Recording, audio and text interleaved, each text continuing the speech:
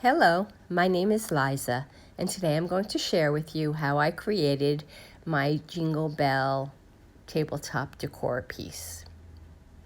This one uses Jenga blocks. However, I really intended on using this little box from the Dollar Tree. I'll show you later what happened. Always have a plan B. So I had my Jenga blocks on hand. I actually ended up using 36 of these little bells because I had a whole bunch in my medicine jar.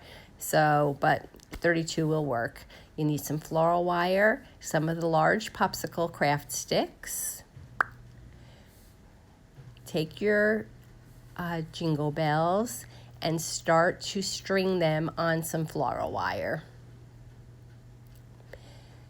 You're going to string them up without cutting because you don't know how long you're going to need it, and then form a circle that will fit inside your box. This one was made for the Dollar Tree shadow box. And then just tie your wire off. Then attempt to take the piece out of the middle. As you can see, the round part came off wonderfully, but even a hammer wouldn't get the other piece off. So back to my Jenga blocks.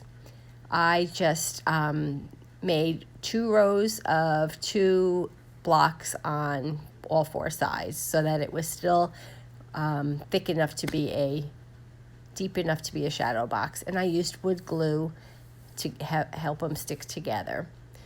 So here you can see how I glued it together to make a square.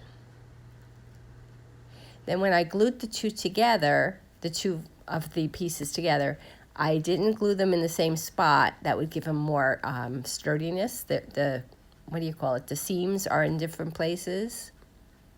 Next, I measured out my shadow box onto the craft stick, and I cut them to fit, and I wood glued them together because that's going to be the back of the box. Next, I printed out Jingle Bells onto a Word document, and I sized it so that it would fit inside the frame. I painted the frame red and white and put a little eye hook, added a ribbon, and my little shadow box was done. I, for some reason, really am drawn to the red and white together at Christmas time.